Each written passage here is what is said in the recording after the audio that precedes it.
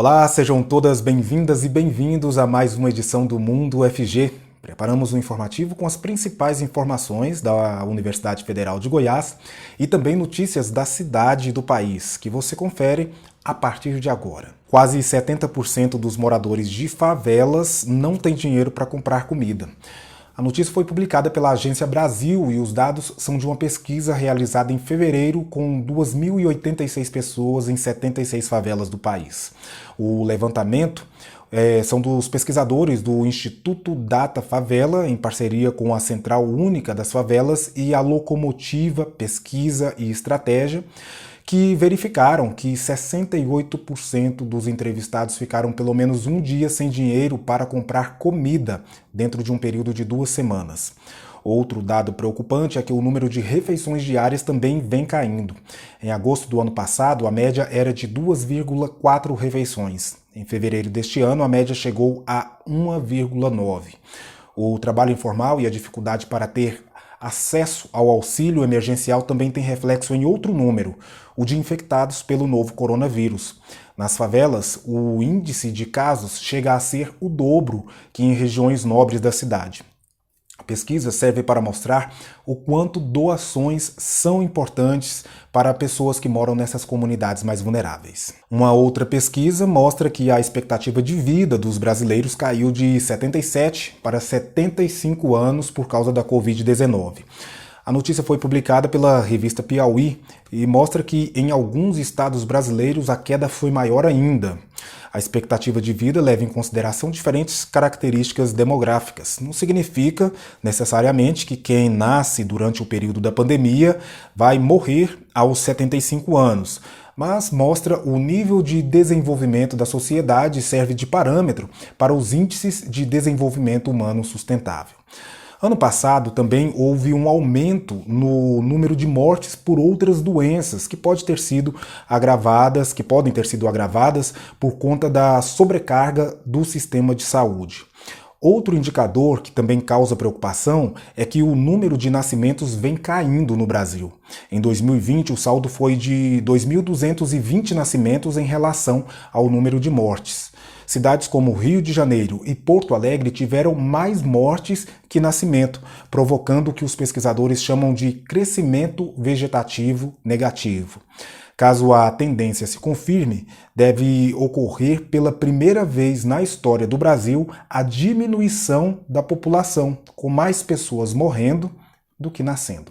Aparecida de Goiânia já aplicou mais de 96 mil doses da vacina contra o novo coronavírus e atingiu praticamente 100% dos grupos prioritários da primeira fase da campanha.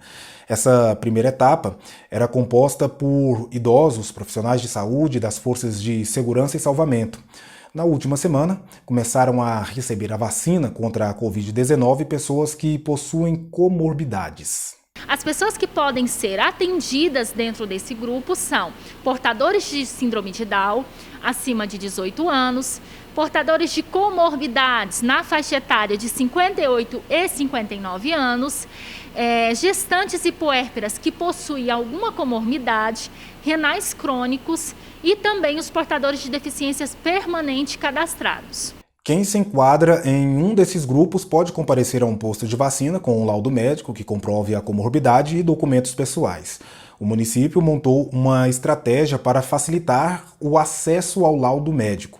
Os pacientes que já fazem acompanhamento nas nossas unidades básicas de saúde, basta se dirigir a uma das nossas unidades e solicitar o laudo, que vai ser facilitado o acesso para essas pessoas que já fazem acompanhamento. Existe também um formulário padronizado que pode ser utilizado pelos médicos, mas o laudo simples, com validade máxima de 1 ano, carimbado e assinado pelo profissional de saúde, também será aceito. Nós teremos o atendimento nos drives, sem necessidade de agendamento. A gente segue com o mesmo planejamento, conforme o plano municipal de vacinação. Na cidade administrativa e também no Jardim Boa Esperança, ambos no horário das 8 às 18 horas. Seguimos também com atendimento por meio do agendamento no Saúde Aparecida ou via site para as unidades básicas de saúde do município, que permanecem 5. A coordenadora também aproveitou para reforçar a necessidade de quem tomou a primeira dose voltar para tomar o reforço do imunizante. A primeira dose já ativa anticorpos, mas somente com o reforço você fica protegido contra as formas graves da doença. É muito importante conferir ali no seu cartão de vacina a data que foi agendada para você receber a sua segunda dose. Ressaltamos que quem recebeu a primeira dose da vacina AstraZeneca lá em janeiro, esse é o momento exato para você não perder o intervalo ideal de vacinação. Nós estamos vacinando também com a vacina Coronavac, que o intervalo ideal é até 28 dias. Já para a vacina AstraZeneca, o intervalo ideal é até 12 semanas. E a vacinação dos grupos de pessoas com comorbidades também está acontecendo na capital. Há postos instalados em todas as regiões da cidade. No site www.goiania.gov.br/imunizagin há a relação de endereço desses locais. Para comprovar a comorbidade é necessário preencher um formulário ou apresentar um laudo médico, além de levar os documentos pessoais.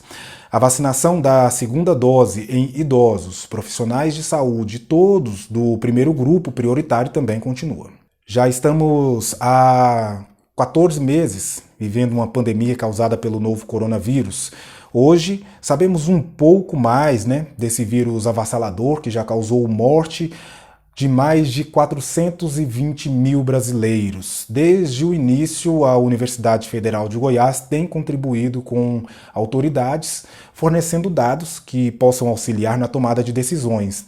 E também tem atuado na linha de frente, junto a profissionais de saúde e à sociedade, com projetos como este que vamos relembrar.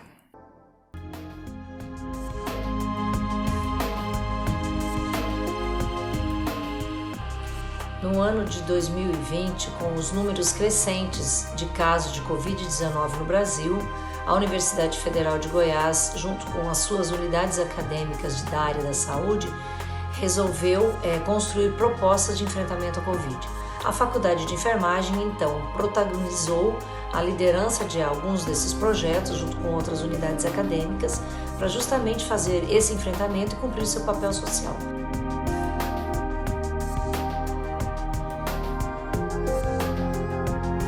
Surgiu a necessidade de equipamento de proteção individual, principalmente máscaras e aventais para profissionais que se encontravam na linha de frente ao combate da pandemia da Covid-19.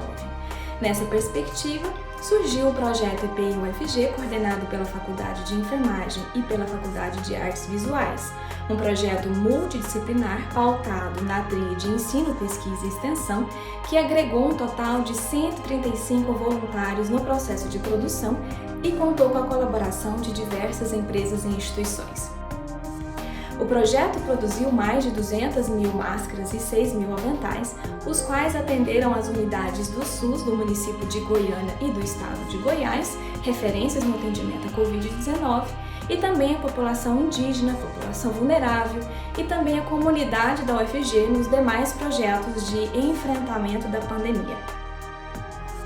O projeto Tenda Triagem Covid-19 é um projeto de ensino, pesquisa e extensão.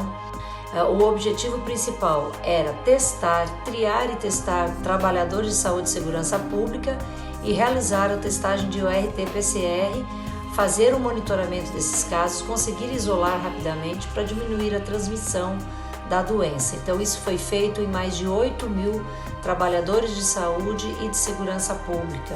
Com isso, com certeza, conseguimos diminuir a disseminação da doença. Do projeto Tenda Triagem Covid-19 teve um desdobramento para o projeto Tendinha, que cuidava de crianças e adolescentes, filhos das pessoas que foram testadas com RT-PCR no projeto Tenda. O Grupo de Pesquisa DECAI, em parceria com o projeto Tenda UFG, está desenvolvendo um projeto de pesquisa e extensão chamado Cuidar Sempre, que tem como objetivo promover ações de prevenção e controle do SARS-CoV-2 e outras infecções sexualmente transmissíveis para grupos em situação de vulnerabilidade de Goiás. Mais de 500 pessoas foram testadas para a Covid-19 e podemos afirmar que esse projeto é uma medida efetiva para o enfrentamento da pandemia nessa população, cuja cidadania comprometida torna-os invisíveis à sociedade. Também a Faculdade de Enfermagem entende que cumpriu uma missão importantíssima, que é a sua formação com excelência de enfermeiros tanto a nível de graduação como de pós-graduação, desenvolvendo esses projetos de pesquisa, de ensino, de extensão, graduando a sua totalidade de enfermeiros e também a formação de doutores nessa área, num momento tão excepcional quanto foi a pandemia. Vamos agora para um rápido intervalo e voltamos já.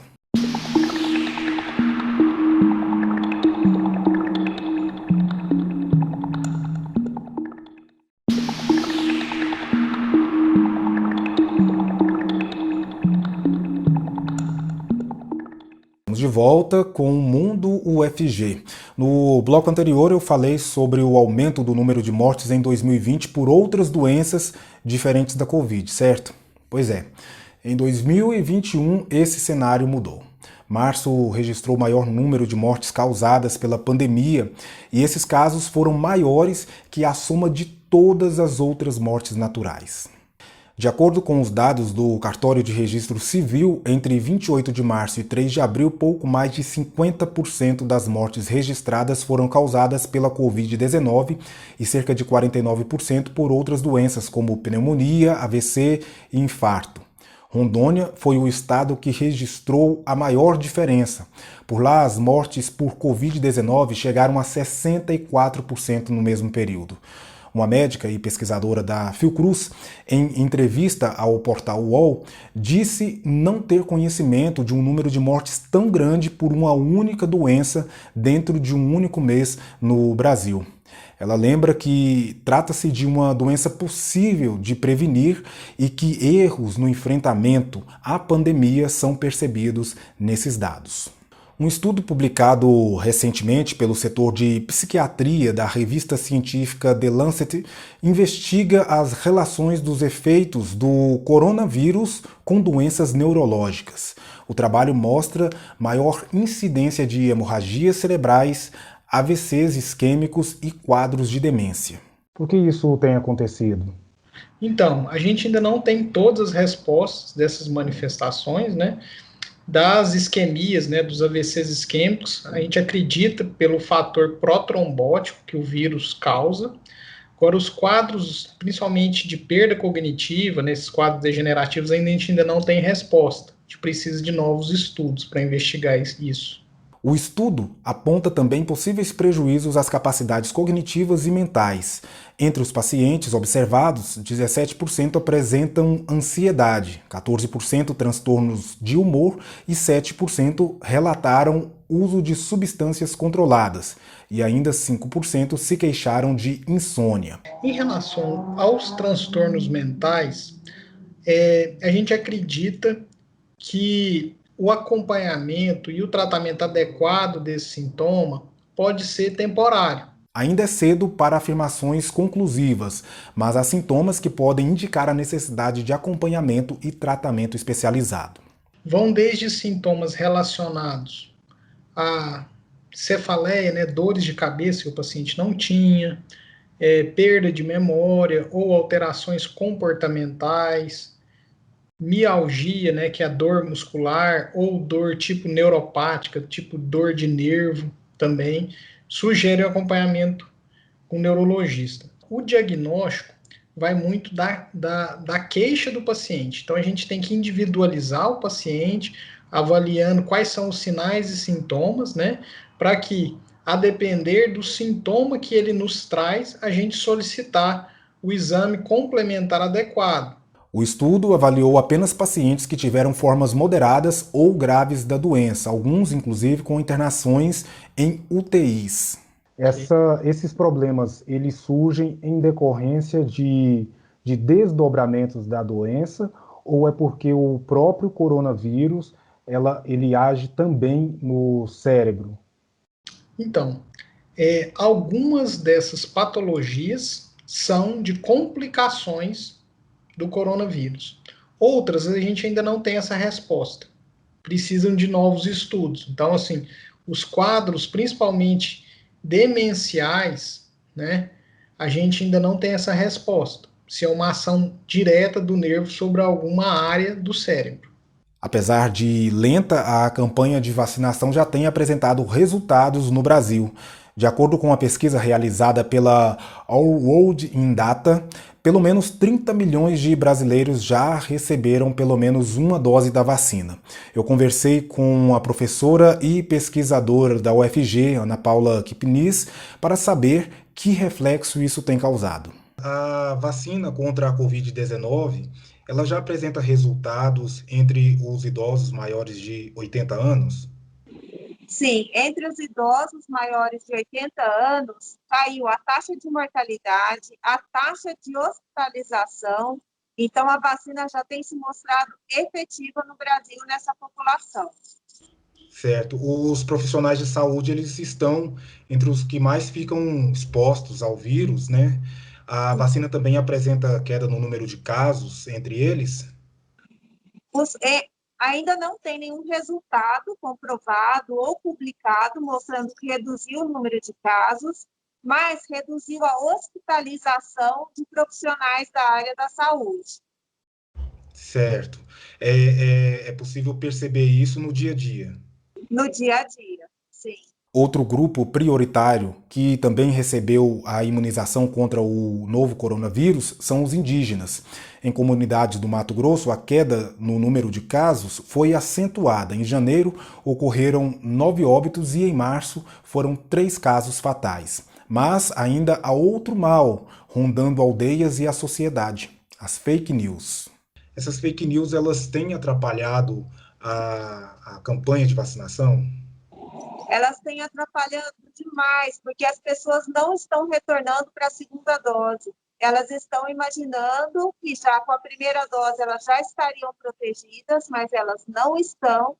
E também estão imaginando que vão ter reações adversas, como trombose, por isso estão rejeitando tomar a segunda dose da vacina ou até mesmo a primeira dose. Mas nós precisamos realmente que todos tomem as vacinas, as 2 doses de vacina, na data que está dizendo para você tomar a segunda dose. Se por acaso, quando você retornar ao posto de vacinação, não tiver acabado as vacinas, imediatamente, quando as vacinas estiverem disponíveis, a pessoa deve ir ao posto de saúde e se vacinar. Você tomando as 2 doses de vacina, você tem que continuar se protegendo, usando máscara, mantendo o distanciamento social, porque as vacinas não impedem a infecção pelo Covid-19. As vacinas impedem que você tenha hospitalização e morra por Covid-19. E o que acontece quando a pessoa toma apenas uma dessas 2 doses?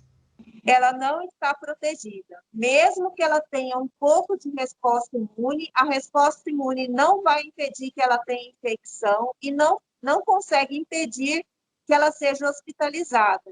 E talvez evitar até que ela morra de Covid-19.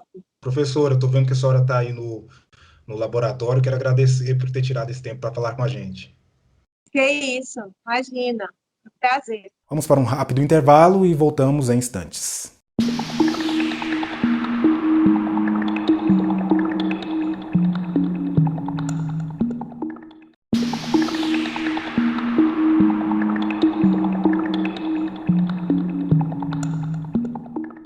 Estamos de volta com o Mundo UFG para você. E olha só, se você é aluno de graduação aqui na Universidade Federal de Goiás, tem domínio da língua espanhola e quer estudar disciplinas em uma universidade estrangeira, fique atento. Está aberto o edital de pré-seleção para mobilidade virtual entre universidades da Associação de Universidades do Grupo Montevidéu. São 927 vagas em 268 disciplinas disponíveis. Mas fica atento, hein? O prazo termina na quinta-feira, dia 13 de maio. A UGM é a Associação das Universidades do Grupo Montevidéu, que congrega a participação de 40 universidades em 5 países, né? E esse edital possibilita ao estudante cursar disciplinas virtualmente, estando aqui no Brasil, em universidades parceiras no exterior, como, por exemplo, na Argentina, no Paraguai, no Uruguai, Chile e Bolívia.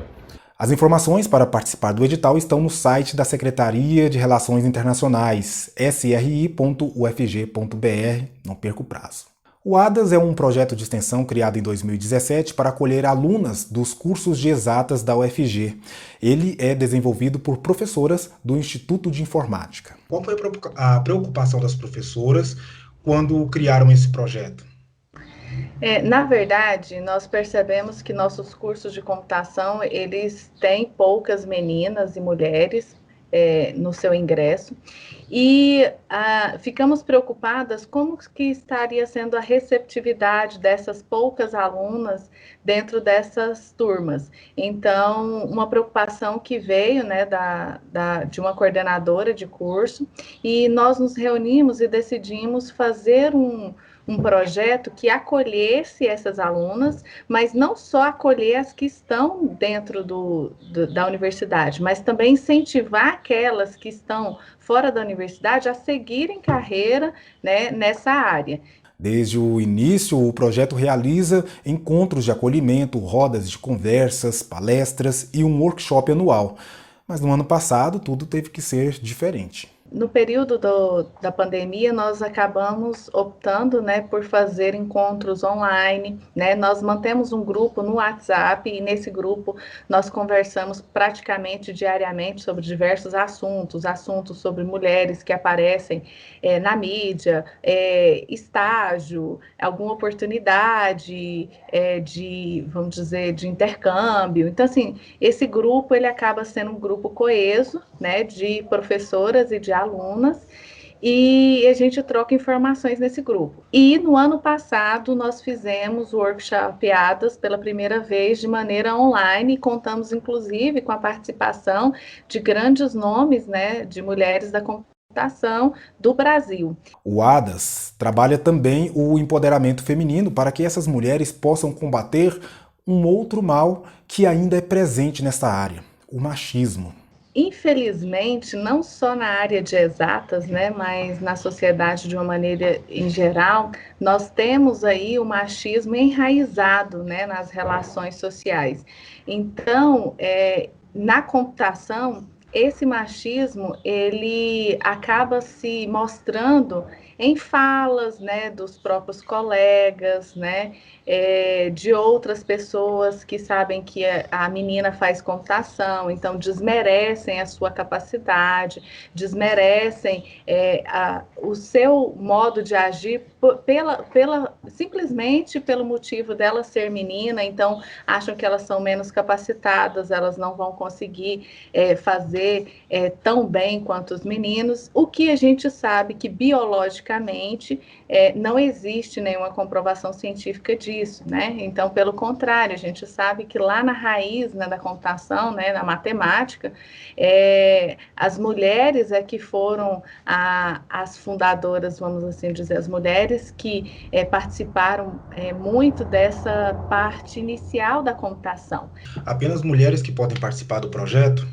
Não só mulheres, né? Inclusive, nós temos a consciência de que só as mulheres não vão mudar essa concepção de que os cursos são masculinizados, né? Então, assim, a gente tem que contar com o apoio dos homens para pegarem essa briga para si e defenderem as meninas, as mulheres que conhecem, justamente o quê? Para nos ajudar a tirar esse estigma que existe na computação de que os cursos são para homens. Quais são os resultados mais significativos que a senhora considera que já foram alcançados?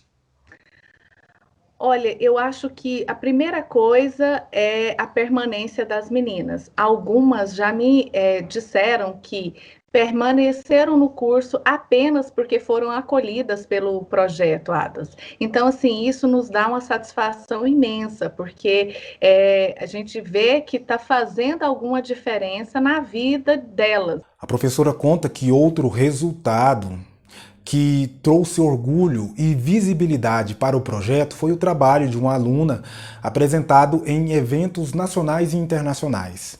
Se você ficou interessada ou interessado em participar do projeto ADAS, entre em contato através das redes sociais ou pelo site do Instituto de Informática. No site do INF, né, do Instituto de Informática, tem lá uma parte que chama Projeto ADAS, né? Então, se você for lá em extensão, Projeto ADAS tem todas as informações. Nós também temos página no Facebook, que é Projeto ADAS UFG. Temos também no Instagram, que é @Projeto ADAS UFG. Então, são esses vários canais, né, que vocês podem entrar em contato com o projeto, e tem também o e-mail, né, que é projetoadasufg@gmail.com. A mucosite é uma inflamação que pode atingir a boca, faringe, laringe e outras áreas relacionadas ao trato gastrointestinal. Pode se apresentar em forma de vermelhidão e até úlceras dolorosas que impedem as pessoas com essa inflamação de se alimentarem, causando má nutrição, por exemplo. Acontece em quase 100% de pacientes que estão passando por tratamentos oncológicos com o uso de quimioterapia ou radioterapia. Esse problema reduz bastante a qualidade de vida dos pacientes, podendo influenciar no resultado final do tratamento contra o câncer. Apesar de tão sensível e do alto índice de incidência em pacientes em tratamento oncológico, a mucosite não tinha remédios que reduzissem esses sintomas. Frente a essa necessidade, um grupo de pesquisadores da UFG desenvolveu o Fitoprot, um medicamento à base de produtos naturais que trata a mucosite. A composição do Fitoprot é uma composição de associação de duas plantas medicinais, a Bidens pilosa e a cúrcuma longa. São curcuminoides da cúrcuma longa, que é o açafrão que a gente consome aqui bastante no nosso estado. Não existia um medicamento, um remédio para reduzir esses sintomas? Não existia um tratamento farmacológico padrão para essa reação adversa. Eram tratamentos alternativos? Quando você diz São tratamentos paliativos, e também tem o que se faz aplicar laser terapia. Mas a laser terapia, você precisa ir no hospital, fazer o procedimento com um profissional, enquanto que a medicação você pode usar em casa. As pesquisas começaram em 2010 a partir de um edital de chamamento público da FINEP, empresa vinculada ao antigo Ministério de Ciências e Tecnologia, que buscava pesquisas de medicamentos fitoterápicos para a mucosite. Outro passo dado após a descoberta foi garantir o registro da patente. E por que essa patente ela é tão importante nesse caso? Essa patente ela é importante porque, primeiro, ela agregou várias situações, né? Ela agregou conhecimento que é gerado na universidade, ela traz uma solução para a sociedade que não tem ainda um tratamento específico para mucosite eficaz, como esse demonstrou nos trabalhos. Nós estamos avançando na área do conhecimento, de tratamentos para essa doença. Esse projeto também ele foi importante porque foi uma oportunidade de formação de pessoas. Ele é um projeto que ele traz uma solução para a sociedade de um problema que não tem ainda solução. É um projeto nosso, genuinamente, aqui da UFG, de indústria goiana. A patente dá para a UFG e para a empresa parceira a exclusividade dos direitos de produção, venda ou transferência de tecnologia. Se ela for vendida ou se ela for produzida, a UFG ganha royalties com isso, que é importante para que a UFG consiga financiar os outros projetos e outras ações de ensino e pesquisa dentro da instituição.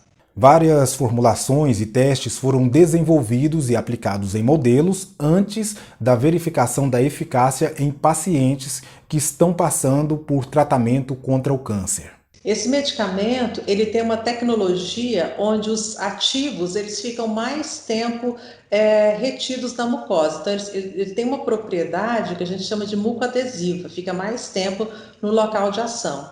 Então, essa primeira formulação do Fitoprot, nós desenvolvemos um enxaguatório bucal. porque inicialmente o principal local de tratamento, né, do fitoprote seria a cavidade oral, mas existem outras formulações que foram também testadas, como uma pomada, para passar em pacientes que têm lesão, né, na pele por efeito da radioterapia. Agora, a próxima etapa do projeto é conseguir o registro junto à Anvisa para iniciar a produção do medicamento. Nós conseguimos agora a patente, mas o registro implica em outra documentação, e essa documentação está sendo preparada. Então, nós acreditamos que esse medicamento vai chegar ao mercado e, para isso, precisa de finalizar uma documentação para que a gente tenha, então, o registro e autorização de comercialização, que é o que o registro nos dá. Uhum. Tem uma expectativa de prazo para que isso aconteça? Olha, nós esperamos que isso aconteça o quanto antes, mas nesse período agora de pandemia, tudo está muito mais demorado, inclusive as avaliações da Anvisa, inclusive o que nós precisamos fazer para finalizar a documentação. O Núcleo Coletivo 22, coordenado por professoras da UFG, completa 20 anos de pesquisa e produção artística. Para comemorar, eles lançaram uma websérie. Renata Kabilael Atala conta mais sobre esse projeto. Eu sou Renata Kabilael Atala, sou docente do curso de dança da UFG e faço parte do Núcleo Coletivo 22, que neste ano de 2021 está completando 20 anos. E para comemorar, em parceria com a UFG, PROEC, CC-UFG, nós vamos realizar a websérie 20 anos, Núcleo Coletivo 22, Morada de Dança e Poética Afro-Ameríndia, que vai acontecer todas as quintas-feiras do mês de maio, às 20 horas, no canal do YouTube UFG Oficial. Venha ver! Lá vai um pombo voando, no bico leva uma flor. Foi voando e foi dizendo, viva o nosso imperador. Mundo UFG de hoje fica por aqui, lembrando que você pode participar das edições ao vivo, toda segunda, quarta e sexta, a partir das 4 da tarde. Participe também das enquetes no Instagram e acesse o nosso site para conferir outros conteúdos. Tchau, tchau!